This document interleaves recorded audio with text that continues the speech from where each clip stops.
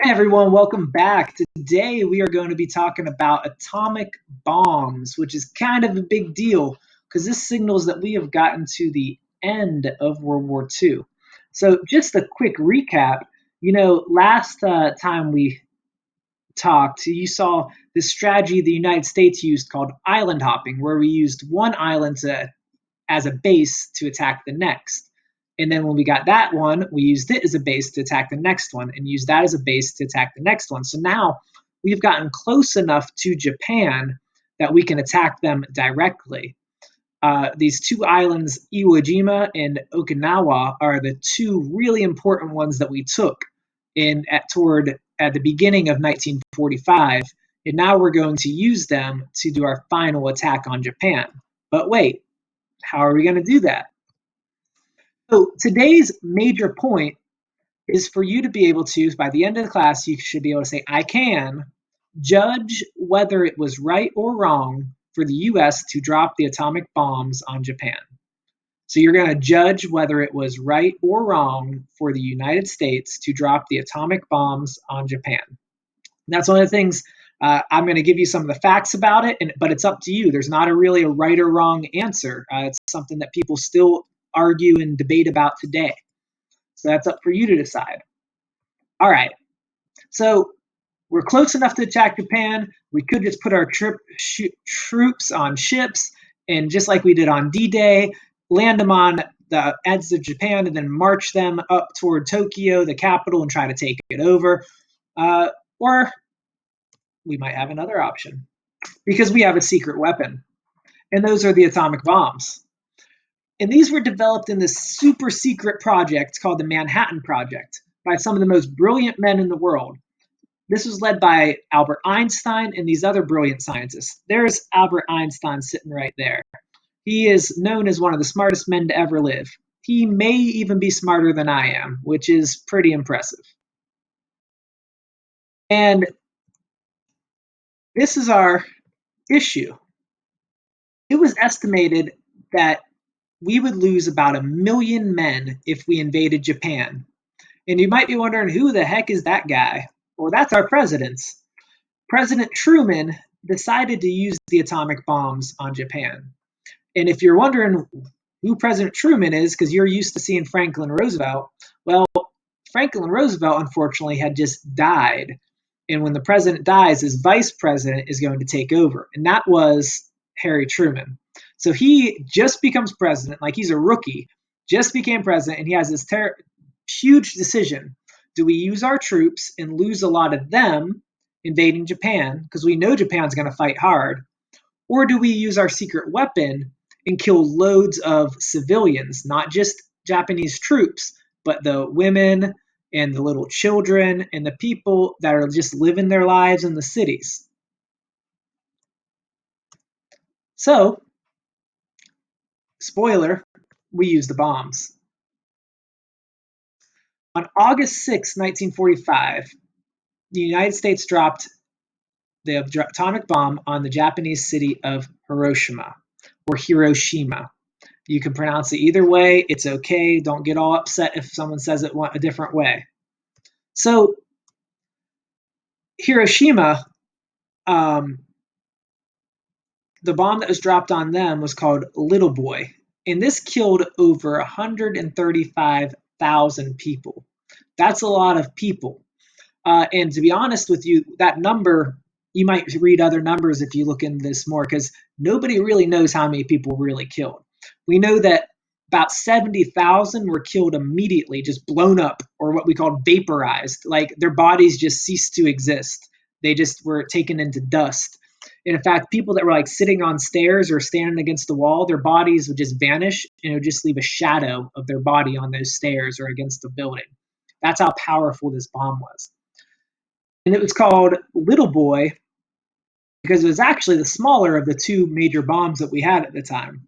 It was about 10 feet long, which is a huge bomb, but it's not as big as the next one we're going to see. And it was dropped from a B-29 bomber, and this one was nicknamed the Enola Gay. Now, I know some of you might be laughing a little bit because you're just a little immature and I said the word gay, But that's not what this means here. It has a whole different meaning. The word really just meant happy. So that's why they named it that, because they really, I'm sure the Japanese weren't very happy about getting the bomb dropped on them, though. So let's talk about how destructive the atomic bomb was. So this is Hiroshima right before the atomic bomb was dropped, and this is it afterward. Let's just do that again, so in case you missed it. Before, after. Yeah, it was pretty darn destructive. So the way the atomic bomb works is it drops in from the sky and actually explodes before it hits the ground, so it can make a bigger explosion, go out everywhere. And uh, everything within like 4 miles was just completely destroyed. But it still reaches further because not just everything is destroyed, it sends a shock wave out. Think of like super fast wind that goes out and just destroys everything. And that went on for miles and miles. And then it gets even worse because it's not just the explosion you have to deal with or the shock wave. It leaves behind this poisonous thing known as radiation. And radiation, what it does is it eats away at the cells in your body and slowly kills you, gives people lots of different types of cancer. So people were dying for years afterward. But Japan didn't know this at the time. So Japan, we asked them again, look what we just did to your city, one of your biggest cities. Surrender or we'll do it again. And the Japanese leaders are all sitting down and they're like, you know, they have that really powerful bomb, but I bet they don't have any more. I think they're bluffing.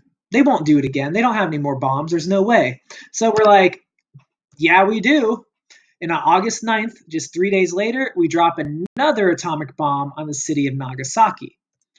And this one was called Fat Man. Now, let me show you why it was called Fat Man. Oh, that's why. It was huge, much bigger than Little Boy.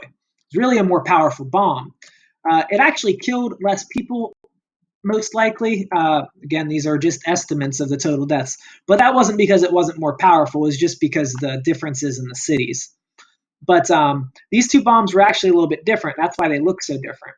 Little Boy was made using an element called uranium. Fat Man was using one called plutonium. And you might not know what that means right now, but when you get into chemistry and science and you learn different elements on the periodic table, you'll see uranium and plutonium. They're both radioactive, and they could be used for atomic bombs. So we asked Japan again, do you want to surrender? Because if you don't, we're going to drop more on you. And the Japanese leaders are sitting down again. And some of them are still saying, you know, they had 2. Do you really think they got more? But luckily, the emperor and some of the other top leaders step in and say, we're done. We surrender. It's over. And Japan officially surrenders on August 14th, 1945. This is an actual picture of the surrender where the Japanese military commanders were signing the official document saying, we surrender, the war is over, we give up. Interestingly enough, now we did make more atomic bombs, but we actually didn't have any more ready at the time, so it would have taken a little while longer. So this is called Victory in Japan, VJ Day, Victory over Japan, on August 14th, 1945. And this means World War II is over. Germany's already surrendered, and now Japan has surrendered. The war is officially over. So, I ask you again, was it right for the United States to drop the bombs on Japan? There's lots of arguments. Who started the war? Was it okay for us to use it because more American soldiers were able to live? But was it wrong because we killed civilians who may have had nothing to do with the war? But maybe those civilians would have died if we would have invaded them anyway. So I don't know. That's up to you. So I want you to think about that a little. If you're in class, you're going to have a little reading first, and then you're going to have a little writing assignment about whether it was right or wrong.